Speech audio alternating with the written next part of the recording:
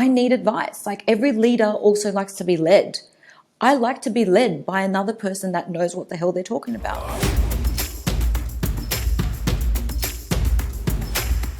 Hey guys, welcome back to episode number 7 of the Hustle Rebellion, and I have a really fun guest on today. Are you interested in upskilling yourself on social media marketing? Well, you're definitely going to learn some things from this incredible guest. I want to introduce you to her. Okay, so Rita is an Instagram and social media expert, and she's the Chief Eating Officer of Lick Your Phone Media, a social media marketing agency with a combined hungry audience of 2.1 million people. So yes, she specializes in the hospitality industry, doing social media marketing for them. You're going to hear about an incredible case study coming up of how she literally turned their dead dinner into a crazy booked out all the time dinner session at their restaurants. So stick around for that. She's been recognized as the social media marketer of the year not once, not twice, but an incredible 5 times in 1 year. In 1 year, you guys, and being named a finalist 11 times for multiple awards, including the Best Social Media Agency and Best Small Social Media Agency in the country. That would be in Australia, and Entrepreneur of the Year. So she's done a lot of things in a very short amount of time. She's in growth phase of her business. She definitely has some really valuable ideas, and there's some common threads and themes that go through her interview that I know can help you if you're also in the growth phase and also are feeling a little overwhelmed. So stick around and let's welcome Rita onto the show. Well, hello guys, welcome. Oh my gosh, I have Rita from Lick Your Phone. I can't even believe it. Okay, before I even get started with the interview, you guys have got to go to the Lick Your Phone Instagram account. You will die. It literally is mouth-watering mouth candy. and what she does for her clients too, we'll get into that a little bit later, is wow. Hello Rita, how are you going? I'm good, thank you. How are you? I'm good. And I think you're such a perfect person to have on the show right now because I've seen your business continue to grow. And when any business is in a growth phase, this is when that sort of hustle mentality / help, I'm losing my work-life balance thing really kicks in. So I know you're going to have some really interesting tips for the listeners. So I just want to start straight in with asking you, what are 3 ways that you've been doing in your business lately to sort of grow without that hustle, stressed out mindset?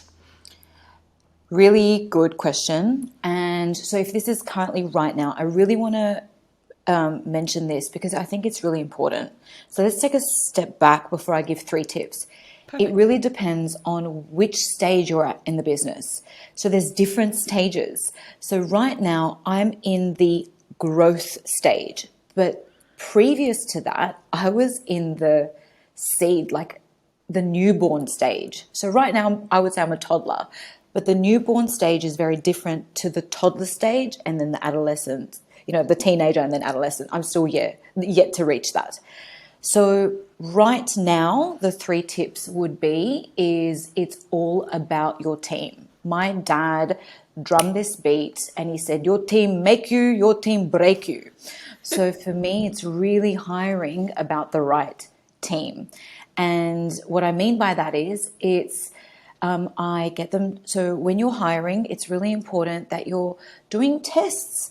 So because anyone can talk the talk, but I need to see them walk the walk. I have interviewed over 200 people just to get one role, and they have to go through different tests that are relevant to the role. So that's really important. I don't hire just on skill sets. I hire based on their personality because I can teach them their skill sets. So the things to look out for is attention to detail. That's really important. So the tests have that, but also love and passion. That's really important. So like that. Hire a really great team because you can't do it alone. The next one would be delegate because you can't do this alone. Again, back to the team, but you really need to really stop and think when you're about to do something, think about, should I really be doing this? So that's a question. Like even when I'm about to send an email, I'm like, I don't need to be doing this. I have an assistant that can do this. So and training the team. So not just, 2 weeks in and then see you later. I've spent lots of time training the team to then be able to delegate, to then question myself. Can I, delegate. The third thing that's really important is systems, processes, automations. You must stop doing things that are, in the dinosaur world. Like, you just need to stop doing things that are old school. You need to be doing things that are new school, which is softwares, systems, automations. And it depends on the industry that you're in. So whatever you can do to automate, do that, because that will give you back 5 hours, 8 hours in a day, which you can do whatever it is that you want. Love the answer. Do you believe in the saying, slow to hire, fast to fire? Have you heard that? I have heard that when I was hired, and I was kind of shocked when I first heard it, but only when I was actually in that shoe did I then really understand truly what that was about. I'll give you an example. I think that's a very harsh way of putting it. I think that's really harsh. And I'm like, no, you can be kind in this world. You hire fast or however quick you can really manage.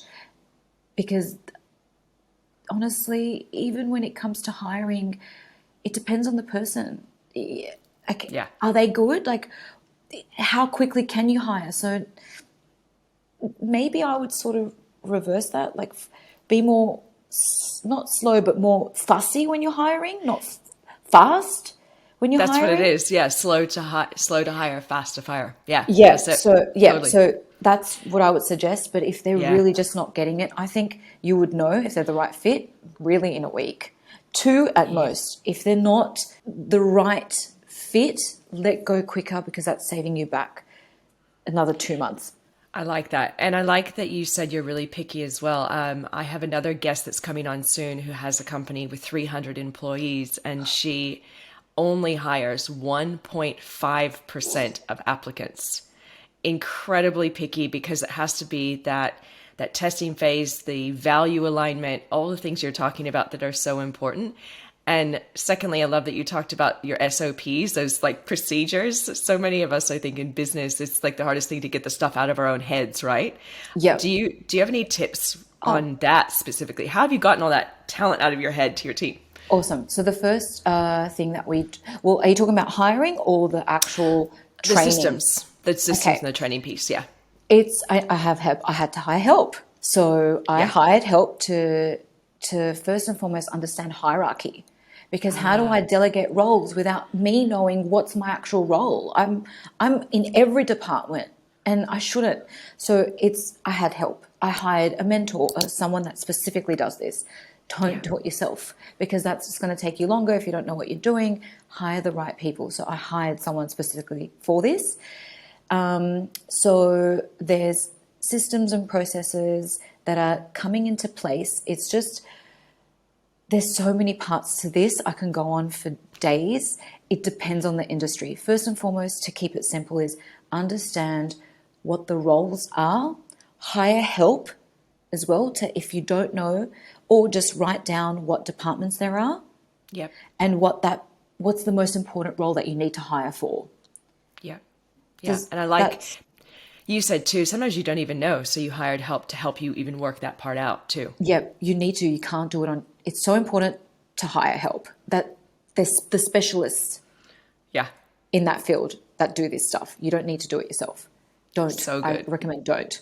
So good. And I think that whole hustle grind sort of stress thing happens when we try and do everything ourselves and we forget that there's help out there for us, right? Correct. You really need help. Which I want to go back one step, if that's okay. Of course, yes. Startup stage, because the advice that I would give in the startup stage, 3 tips in the startup stage is basically you need to be around a like-minded community. You need to be around business owners. That's really, really important. Educate yourself. So you really need to be understanding what is that you're doing. Like, what is it that you do? Because I didn't really know what I was doing. I had to sort of figure it out. So spend time learning and keep shit simple. So 3 things in a day. There's so many things happening in the beginning. You're going to be overwhelmed. That's okay. That happens to all of us. Write 3 important things down and then just cross it off. I use pen and paper tool today. I just cross it off and I feel productive. On to the next. Really smart. So now I want to change gears and let's talk a little bit about a case study or somebody that you're helping in your business. This is where we can really learn about what Rita and her amazing team she's growing are doing for businesses. So think of somebody that you've worked with recently you've made a really big impact, and walk us through who they are, what you've done for them, kind of the before and the after of them. I love what we do, and it's basically helping other businesses grow. So I'm helping other business owners achieve their dreams. So the one that comes to my mind is a restaurant in Darlinghurst called Fortuna Drink and Eat. And they had recently opened, they were recommended to us, and they were doing just brunch and they were doing okay. They came to us and basically we used the power of social media to blow up their business. These guys were dead during dinner and they sent us a video and it's packed, packed. On top of, I guess, what are some great tips for marketing. So we've talked about the organic content posting, the influencer marketing, the events, but then another strategy that marketing tactic that you can add is digital ads. And Heather actually looks after Fortuna Drink and Eat. She's the dedicated digital ad specialist. And we did a Valentine's Day campaign and the client said, well, my business blew up. They were booked out. So Heather doesn't just do one. She does all of our clients' ads for the hospitality industry. Time and time again, I just see that it just works. That's why I keep giving her clients of ours. And she's just really good at what she does. She gets results, and that's, at the end of the day, what matters. So thank you, Heather. Thank you for giving our clients results. I love it. We use social media, which is free. It's a free tool to attract customers. And then we basically get restaurants packed out with customers by using the power of social media the right way. Does that It makes sense. And of course, now I'm going to ask you what's the right way. So okay. Give me a few things that you've done specifically that's cool for them.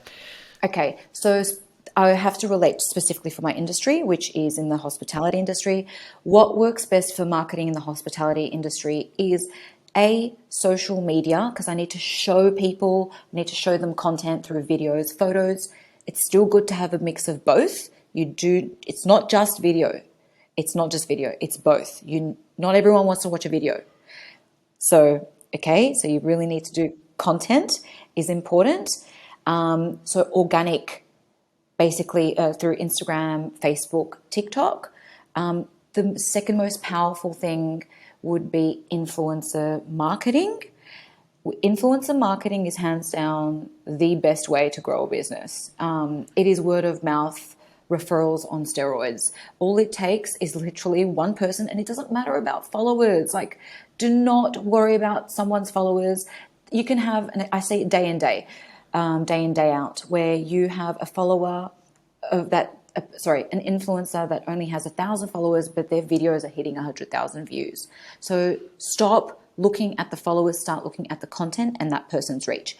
So influencer marketing is hands down the best way to grow a business, especially in the hospitality industry.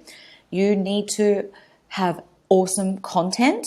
So invest in a professional photographer and invest in a content creator that knows how to create reels. See how I didn't use the word videographer? The videographer is someone who just specifically does websites, and social media is not the content that works on websites. It's get your iPhone out and literally record and make it interesting. So a content creator, invest in that.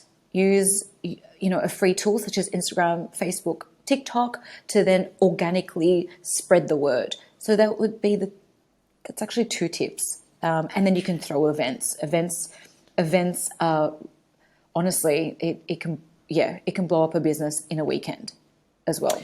So we've been doing that and it's been working extremely well.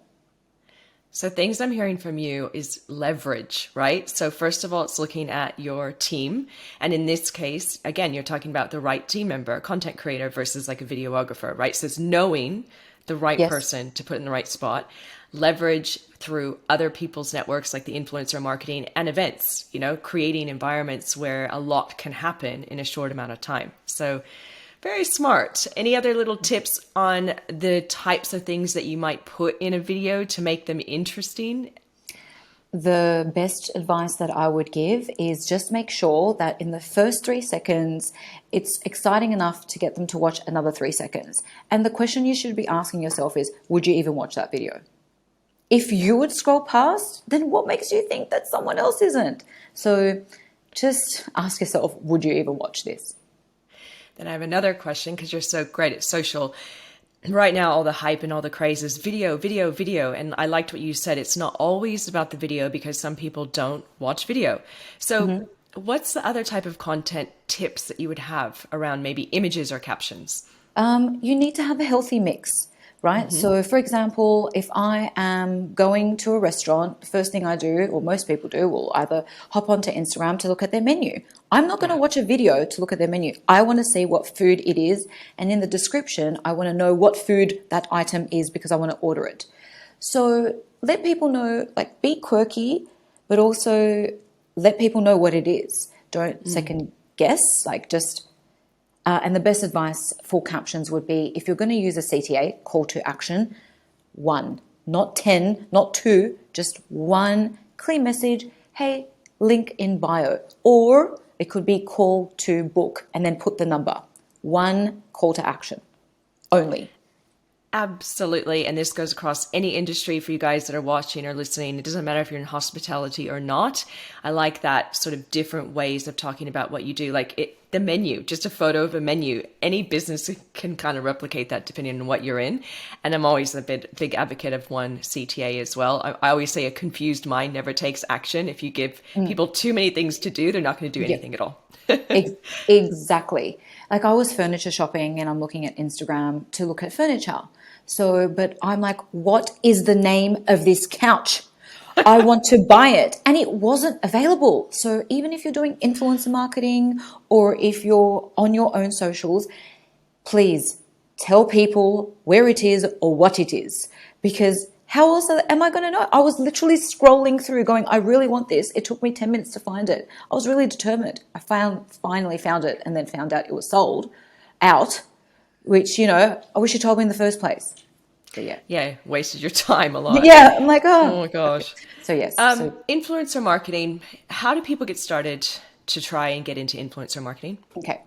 The question you need to ask for that is it relevant to my industry? So if you're a financial advisor, dude, I'm not going to go really on Instagram and listen to, a financial advisor. However, on Instagram. However, I did listen to a financial advice just yesterday on TikTok. So the question here is, with influencer marketing, is it relevant to your business? Is another influencer going to talk about your business? And do they align? That would be really important. That's the first thing. Just think about your industry. The second thing here is make sure that you just have clear guidelines. You can email them, you can DM them. Personally, my preference is email, but not everyone checks their emails, not every influencer, some don't even have their email in their bio or in their contact option, so you'll need to DM them. Keep it short, sharp, sweet. Hey, we'd love for you to experience a VIP, like treat them like VIP. And just, let them know like, hey, we'd love in exchange for XYZ. Hey, we'd love to gift you, blah, blah, blah, in exchange for XYZ. For younger influencers, so a younger following, someone that has a larger following, I would just not give them a budget. Like for restaurants, we don't give them a budget.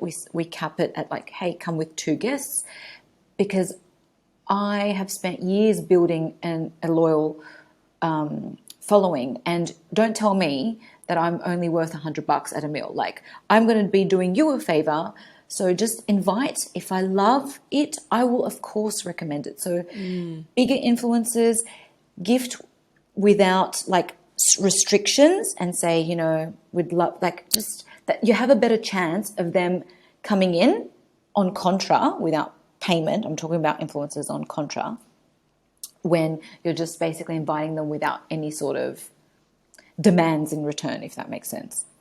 Makes a lot of sense. It's that sort of setting the intention of the relationship from the start, where you want it to be maybe a good relationship, hopefully long term, and then you're not literally going in with a "I want this from you" straight away attitude. Yes, and that's why it's important to start working with influencers that are also younger, because they are going to Yeah. grow into potentially macro, but you would have built that relationship with them in the Yeah. beginning. So I see it over and over again. So that's really important to start with the young ones. Thank you for those tips. Love them. Okay. Now I want to move into talking about overwhelm a little bit. And you did actually say something which I liked earlier, where you were saying, whenever I feel overwhelmed, I just write down like 3 things I need to do on paper and tick them off as I go. But let's go a little bit more into that overwhelm, because you're in the growth phase right now. You're hiring a team, you're doing amazing things for your clients and growing their businesses as well. So I'm sure you experience the overwhelm that they're feeling too from their end. What are some tips or some ideas around people that are experiencing overwhelm? What can they do to sort of come back into grounding and doing what they need to focus on? I think that you need to get help, and it's okay to. Overwhelm means like it's just too much for you. And even what I did was I got a mentor. So I lean into people that I trust when I don't know. I need advice. Like every leader also likes to be led. I like to be led by another person that knows what the hell they're talking about. So it's really important to get help or advice from someone that you trust, or that has been in those shoes, that can give you solid advice. So when I was growing the agency, I spoke with and got advice from someone who's done it, who's grown an agency himself. And I said, can you just please give me advice, like mentor me? And he's like, yeah, sure, I will. And that's it. It was as simple as that. It's just someone within our friendship. Like it was my brother's friend, Jamie from Divine Digital, actually. So it was not like, oh, I went looking on Google. It's just someone that I thought that I trust, that I would get advice. So I got advice from him. But then I was like, oh man, I really need help with systems and processes, because I was feeling overwhelmed with this big task. Like there's so many tasks to do. And I lost track. As your team grows, you need to know what the hell they're doing. They need to know what they're doing. But they need systems and processes. Otherwise, they're lost. And how do you keep track? So then I was like, I need help. I'm overwhelmed. I don't know exactly really what I'm doing. I need help. So the advice is get help from people who are experts in that field, or that you need specifically with that help with, if that makes, that whatever your problem is, find someone that has done that, and ask them, not someone that has no experience in that overwhelmed thing that you're feeling. I love that. And I'm in a mastermind of other agencies, because the agency I do is website development and CRO, or campaign, conversion rate optimization on websites and funnels. And so I was the same thing as you, it's like you can only learn so much, and you feel kind of alone, and you're growing this company. And so I'm in a mastermind of other owners that do what I do for the same exact reason, because you cannot do it alone. And the second I get off a call with those guys, and we do a call once a month, I feel so at peace and grounded, and like, oh my gosh, I'm not the only one going through these problems. There's something magical about having mentors and people in your circle. You have clarity. You're overwhelmed. It's because you're like, I don't know. It's the unknown, or you don't know what direction. And then you get clarity. And that is that aha, oh, okay, I'm not stressed out anymore, So I love it. Guys, go get yourselves some mentors and some help, and expand that circle. So this brought me to another question that I wanted to bring up with people that might be going, well, where do I find a mentor? Like there's sort of, I know people I've spoken to that are like, I want to learn from other people that do similar things to me, but what if they're a competitor? Like how do I start? Where do I go? Do you have any advice around that? Amazing question. And it goes to mindset is I don't view people as competitors. I Yeah. would see them and view them as like a potential mentor. So I would just email, call, like, hey, I am XYZ. I really love what you're doing. And I just wanted to know if you would, mentor me. Brilliant. And what's the worst thing they're going to do? Say no? Like, usually business owners love to help other business owners. You might be True. surprised if they actually come back saying, yeah, I'd love to help you. So Really, really ask, good. ask and you shall receive. Ask and you shall receive. I love it. Okay, good. So now I want to know what makes you unique. This is like that moment for you to toot your horn a little bit, but why would people want to work with Rita and lick your phone? Awesome. So the first thing that comes to mind is personality, and it's my personality. So the brand is a part of me. So I always say, I gave birth to Lick Your Phone. So it's basically having fun. That's the most important thing. And today is Friday, and I have the team starting off by, we do this ritual, the Friday ritual. I make them dance to this song. It's Friday then, it's Saturday, Sunday, what? So we I love it. we I just want everyone to have fun, love what they're doing, because then you're never really working a day in your life. I really like today, it's going to be a half day because you know what? They deserve it. Or, birthdays, have a day off. Like, I want to give back. I want to make them feel valued. Actually, one of my team members, she's like, what makes it different here is I'm valued. And that's one thing that I never felt like when I was working for someone else. I was like, I care about what I do and you don't give a shit about me. I hated that feeling. So I want them to know that I love them with my heart, and I will, instead of telling them, I'd rather show them. So it starts with the team, and then everybody else sees it, like the clients see it. The branding, it's punny, it's different. So, when I'm letting potential clients know, like, hey, meet your team, it's MEAT because it's related to food. So that's meet your team, and keep it simple. We keep things very simple, but also fun, and they trust us. So we build trust early on. Like, I trust them. And you know what? We really don't advertise much. A lot of our clients are from referrals. So referrals are everything. So I think that's what makes us different, is that we're fun and this is what makes us different. Sorry, I just got an aha moment. Go. I mentor my team every freaking day, Monday to Friday. I'm always mentoring them. 8 a.m. is mentoring session. And that's what makes it different, because I love learning about social media and I love teaching about social media. And my team froth off learning, and I'm always teaching. And I encourage them to teach us new things as well. That's what makes us different. Every day, I never let their skills become stale, always fresh. I'm so glad that moment came to you, because I know there's a lot of people that probably just needed to hear that and get that nice little reminder. So Yeah. there's some core themes that are coming through from our conversation. Team is massive, massive. Don't do it alone. That's another one that I'm hearing from you as well. And overwhelm can oftentimes stem from the fact that you, A, are trying to do it alone, or B, you're not relying on your team. Yep. Or that you just don't know and you need clarity or guidance. Yeah. So Yeah. it's really important to get guidance. Every Get leader also guidance. likes to be led. So it's okay to ask questions and get help. Really well said. So if somebody is listening to this session, they are in hospitality, they are in the Sydney area, what do they do? How do they get in touch with you, and how do they learn more? Call me. Nah.